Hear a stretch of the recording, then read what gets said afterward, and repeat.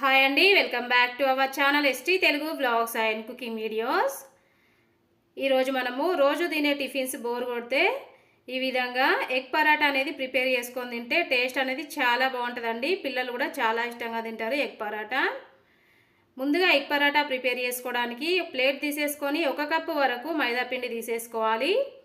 అందులోకి 1/2 table spoon వరకు salt వేసేసుకొని ముందుగా పొడి పిండి అంతా మిక్స్ చేసేసుకోవాలి. మీరు ఈ మైదా పిండి ప్లేస్లో గోధుమ పిండితో కూడా ఎగ్ పరాటా అనేది ప్రిపేర్ చేసుకోవచ్చు.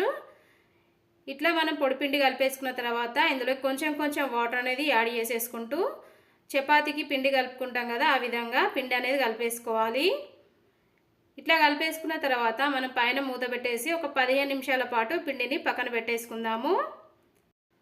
ఇప్పుడు మనము 3 ఎగ్స్ తీసేసుకొని ఒక గిన్నె తీసేసుకొని అందులోకి ఎగ్స్ని పగలగొట్టి వేసేసుకోవాలి. ఇందులోకి 1 టేబుల్ స్పూన్ వరకు కారం వేసేసుకోవాలి. 1/2 టేబుల్ స్పూన్ వరకు మిరియాల పొడి వేసుకోవాలి. అలాగే 1/2 టేబుల్ స్పూన్ వరకు గరం మసాలా, టేస్ట్కి సరిపడినంత సాల్ట్ వేసేసుకోవాలి.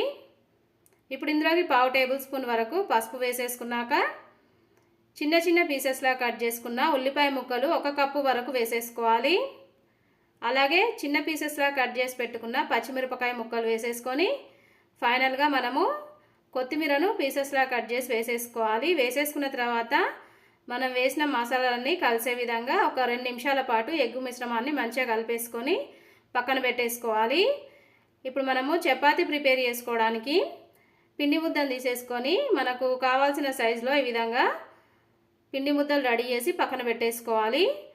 ఇలా వేసుకున్న తర్వాత మనము ముందుగా పొడిపిండి జల్లేసుకొని పిండి ముద్ద పెట్టేసుకొని మనం ఇంట్లో చపాతీ ప్రిపేర్ చేసుకుంటాం కదండి, ఆ విధంగా పిండిని రౌండ్ షేప్లో చపాతీలాగా ప్రిపేర్ చేసుకోవాలి.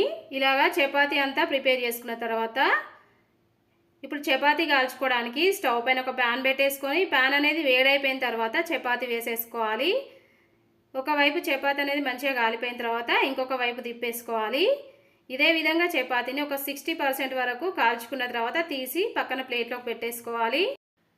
ఇప్పుడు ఆమ్లెట్ వేసుకోవడానికి పెనం పైన ముందుగా ఆయిల్ వేసేసుకోవాలి. ఆయిల్ అనేది వేడైపోయిన తర్వాత మనం కలిపి పెట్టుకున్న ఎగ్గు మిశ్రమాన్ని పెనం పైన వేసేసుకొని పెనం చుట్టూరా స్ప్రెడ్ అయ్యే విధంగా ఒకసారి స్ప్రెడ్ చేసేసుకోవాలి. ఇలా స్ప్రెడ్ చేసుకున్న తర్వాత ఈ ఆమ్లెట్ పైన మనకి కొంచెం తడిగా ఉన్నప్పుడే మనము కాల్చి పెట్టుకున్న చపాతీని ఆమ్లెట్ పైన ఇలా పెట్టుకొని లైట్గా ప్రెస్ చేయాలి. ఈ విధంగా మనకు చపాతీ అనేది ఆమ్లెట్కి మంచిగా స్టిక్ అయిపోతుంది.